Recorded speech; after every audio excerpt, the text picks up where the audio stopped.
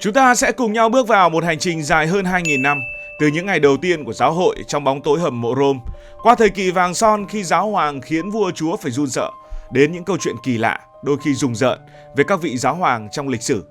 Và tất nhiên, có một phần không thể thiếu, những vị giáo hoàng được bầu như thế nào. Câu chuyện bắt đầu vào thế kỷ thứ nhất, tại một ngôi làng nhỏ, nơi một ngư dân có tên là Simon, sau này được gọi là Phêrô, sống một cuộc đời bình dị. Ông không phải học giả, không phải chiến binh, chỉ là một người đàn ông bình thường với đôi tay chai sần vì lưới cá. Nhưng một ngày, Chúa Giêsu xuất hiện và nói: "Hãy theo ta sẽ khiến con trở thành kẻ chài lưới người." Từ đó Phêrô trở thành môn đệ thân cận nhất của Giêsu.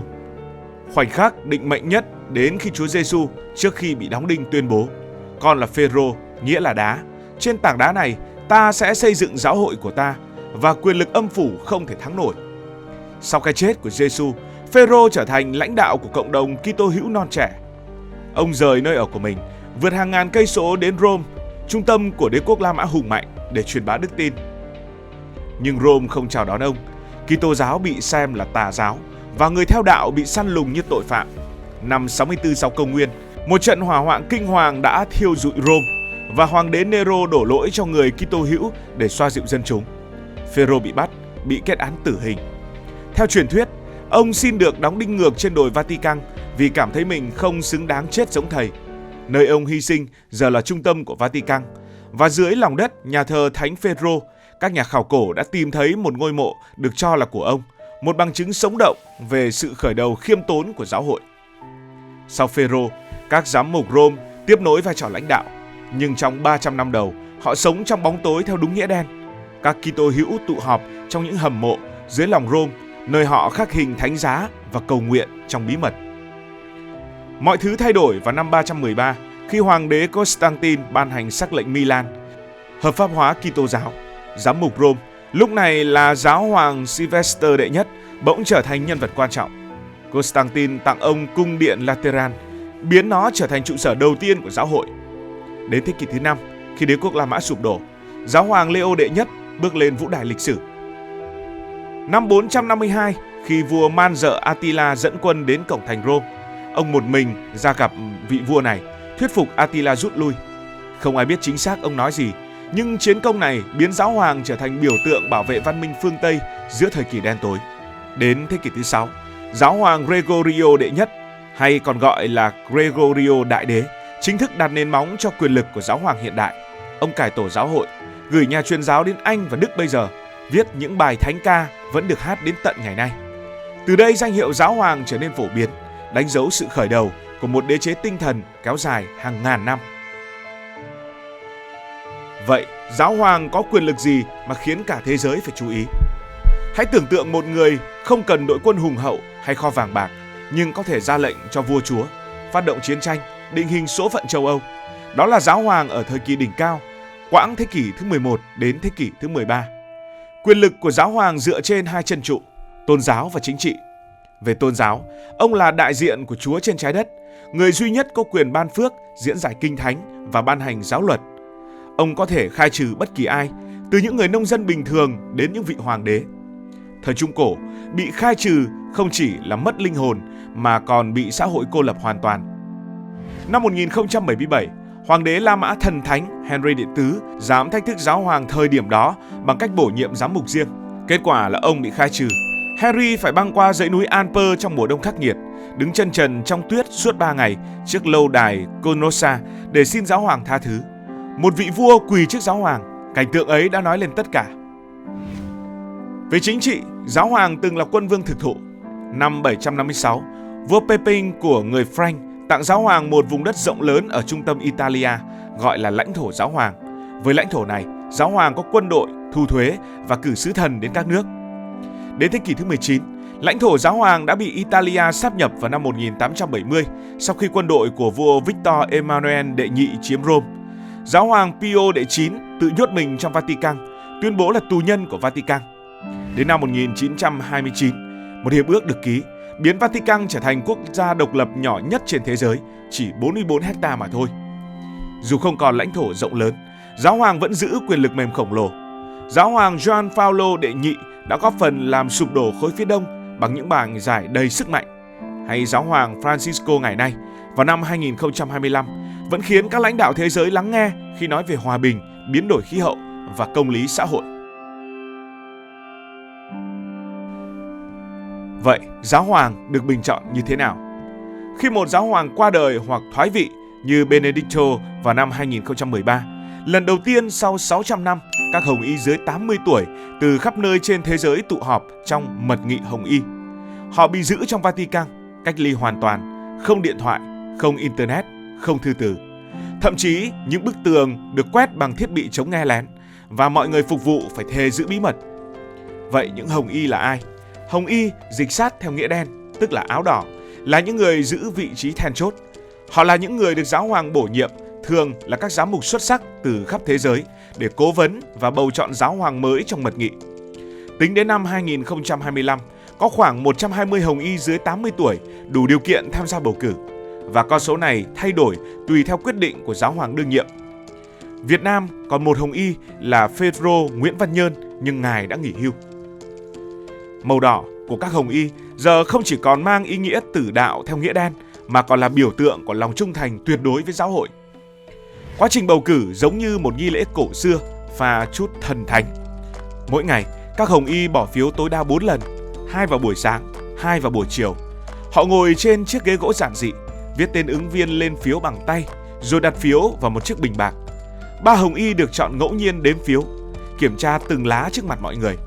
Nếu ai chưa đạt 2/3 số phiếu, phiếu được đốt trong lò với hóa chất tạo khói đen, một dấu hiệu thất bại.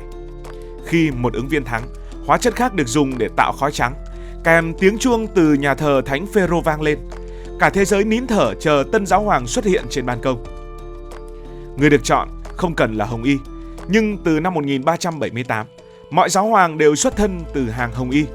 Sau khi đắc cử, ông chọn một cái tên mới mang ý nghĩa biểu tượng. Chẳng hạn giáo hoàng Francisco từ năm 2013 đến nay chọn tên dựa trên Thánh Francisco Assisi, người yêu hòa bình và thiên nhiên. Jorge Mario Bergoglio, một linh mục Argentina khiêm tốn, không ngờ mình trở thành giáo hoàng đầu tiên từ châu Mỹ Latin. Nhưng mật nghị không phải lúc nào cũng suôn sẻ. Trong giai đoạn từ năm 1268 đến năm 1271, sau cái chết của giáo hoàng Clemente đệ tứ, các hồng y đã cãi nhau suốt 33 tháng. Đây là cuộc bầu cử dài nhất trong lịch sử. Dân chúng ở Viterbo, nơi diễn ra mật nghị, tức giận đến mức nhốt các hồng y trong cung điện, tháo mái nhà và chỉ cung cấp bánh mì với nước để ép họ quyết định. Cuối cùng, giáo hoàng Gregorio đệ 10 được chọn và ông ban hành luật mật nghị hiện đại để tránh lặp lại tình trạng này. Năm 1378, mật nghị lại gây sóng gió. Giáo hoàng Urban đệ 6 được bầu ở Rome, nhưng tính khí nóng nảy khiến một nhóm hồng y bất mãn và lập ra phản giáo hoàng Clemente đệ 7 ở Avignon. Kết quả là đại ly giáo kéo dài 39 năm với 2 giáo hoàng đấu đá nhau, khiến giáo hội chia rẽ sâu sắc. Đến năm 1477, hội đồng mới chấm dứt khủng hoảng bằng cách chọn một giáo hoàng mới, đó là giáo hoàng Martin đệ Ngũ. Gần đây hơn, mật nghị năm 2013 bầu giáo hoàng Francisco cũng đầy bất ngờ. Benedicto đệ 6 thoái vị về tuổi già. Lần đầu tiên từ năm 1415, ông khiến cả thế giới sốc. Các hồng y chỉ mất 2 ngày để chọn Francisco, nhưng những tin đồn về tranh cãi trong nội bộ vẫn rộ lên. Dù vậy, khi khói trắng bay lên ngày 13 tháng 3 năm 2013, hàng triệu người ở quảng trường Thánh Phêrô đã vỡ òa trong niềm vui.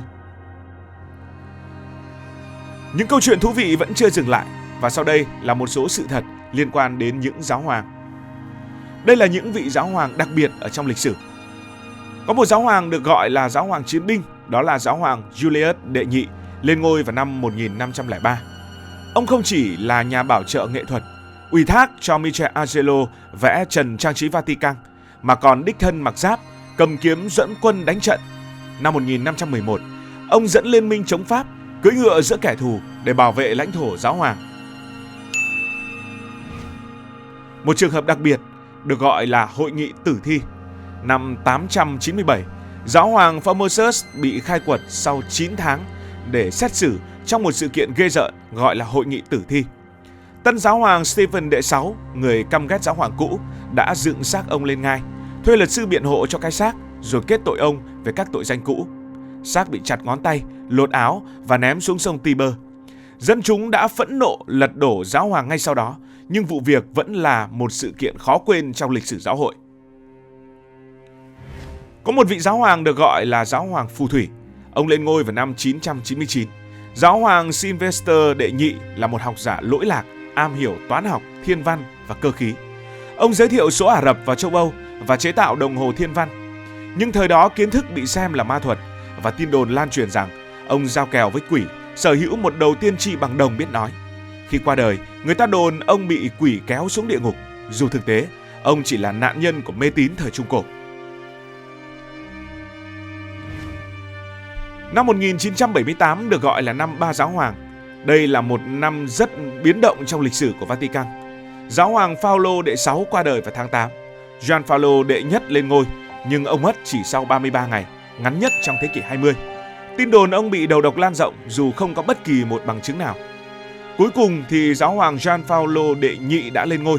Đây là vị giáo hoàng Ba Lan đầu tiên và không phải người Ý sau 455 năm. Ông tại vị 27 năm, trở thành một trong những giáo hoàng vĩ đại nhất lịch sử. Còn với giáo hoàng Francisco, ông lên ngôi vào năm 2013. Ông là hiện thân của sự khiêm tốn. Ông từ chối ở cung điện giáo hoàng, chọn nhà khách đơn sơ, lái xe Fiat cũ thay vì xe sang và từng rửa chân cho tù nhân trong lễ phục sinh. Cũng có những tin đồn thất thiệt về những vị giáo hoàng. Đó là giáo hoàng Gioan đệ 8. Ông ở ngôi vào cuối thế kỷ thứ 9, từng bị xem là nữ giáo hoàng trong truyền thuyết. Tin đồn kể rằng ông thực ra là phụ nữ cải trang tên là Johanna, bị phát hiện khi mang thai và bị giết chết. Thực tế đây chỉ là câu chuyện hư cấu, hoàn toàn không có thật, và câu chuyện này đã tồn tại từ thế kỷ 13, nhưng nó vẫn lưu truyền như một bí ẩn kỳ lạ. Như vậy, từ ngư dân Phêrô bị đóng đinh ngược ở Rome cổ đại đến giáo hoàng Francisco kêu gọi bảo vệ trái đất, hành trình của giáo hoàng là một sử thi dài hơn 2.000 năm về đức tin và quyền lực. Dù không còn lãnh thổ rộng lớn hay quân đội, giáo hoàng vẫn là biểu tượng tinh thần mạnh mẽ, với tiếng nói có thể thay đổi cả thế giới. Cảm ơn bạn vì đã lắng nghe câu chuyện này.